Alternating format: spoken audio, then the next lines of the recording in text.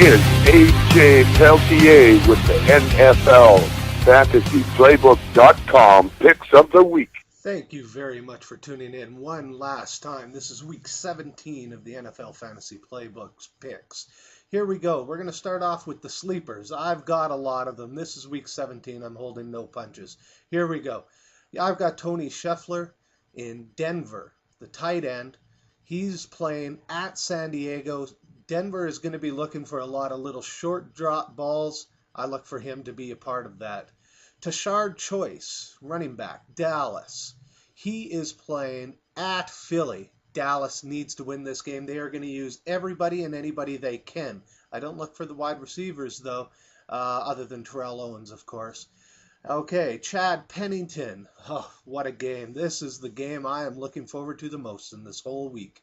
Here we go. He is playing at the Jets. That's right. He is familiar with those confines and this weather in week 17. So you know what? Miami, I predict, will win this game. And thanks to Chad Pennington. Hey, Ricky Williams is going to help him. And so to Anthony Fasano. All three of them are sleepers. Why? Because they're not normally your starters.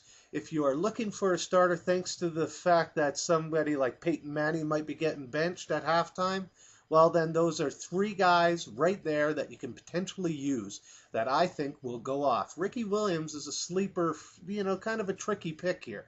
I look for him to kind of try to be prime time in this one. Shaun Hill, quarterback, playing at home against Washington. Washington won their little Super Bowl last week, divisional. They're going to come down. They're not going to be as high as what they were. I look for him to have a big day. Shaun Hill, though, he's been getting kind of lucky with his fantasy points, and that's the reason why he's not a must-start. Joe Flacco is also a sleeper pick for me. Baltimore wants to win this game. They want to be in control of their own destiny, so I look for them to beat Jacksonville, and it will be because of Joe Flacco. Then we got Willis McGahee on the other side of the ball. I look for him to start getting into the groove. I said about 5 weeks ago, I thought that Willis McGahee was maybe getting rested for the playoffs. I don't think they're going to give the ball to the rookie running backs and the backup running backs in the playoffs. I look for Willis McGahee to come back to form starting this week and moving with the momentum into the playoffs. All right, Greg Olsen, tight end in Chicago against Houston. Chicago has to do something to win this game and just pray that they have a chance of making the playoffs. So I look for Greg Olsen to get about 6 catches, maybe about 70 yards, might get into the end zone. Mueldy Moore, Pittsburgh. This is going to be the only guy I think they're going to start, other than maybe Santonio Holmes and Hines Ward. But without the starting quarterback, I can't guarantee you that those wide receivers are going to have anything, which means Mueldy Moore will get the bulk of the carries while they try to rest up Willie Parker. All right, Byron Leftwich is going to be the quarterback in Pittsburgh, I believe. I don't see why they'd even bother playing Big Ben. This is a guy who's taken the most punishment in the NFL this whole year. So let's see what Byron can do in this week. Watch your game time starts. If Byron is the starter, this is a hot pick. They're playing Cleveland, so why not? All right, Warwick Dunn running against Oakland. Well, my Raiders would love nothing to do, more to do than to knock off the Buccaneers out of the playoffs. That would be fantastic. Will it happen? Probably not. But then I didn't think the Raiders would beat Houston last week either. But this is on the road. Raiders aren't as good on the road as they are at home. I look for Tampa Bay to take care of business in this one.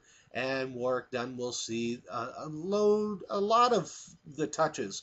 I don't know if Antonio Bryant will be able to do much against the Raiders secondary, so I look for the running game there. Zach Miller in the same game, tight end in Oakland. Well, he's the only guy catching a ball in Oakland, so he's the only one you can potentially start with confidence. He catches 5 to 7 balls a game. Sometimes he gets into the end zone, sometimes he doesn't. That's why he's a sleeper, not a must start. Ahmad Bradshaw is a huge sleeper for me. I look for him to get the bulk of the carries.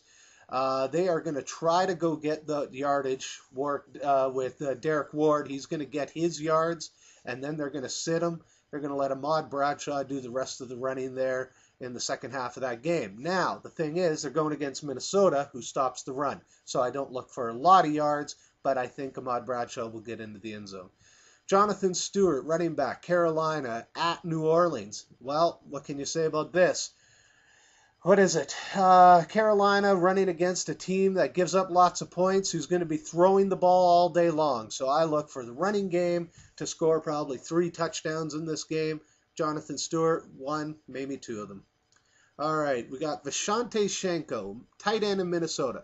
The last 2 weeks probably been the hottest tight end in the league. That's right, one of the 3 top tight ends in the league in the last 2 weeks.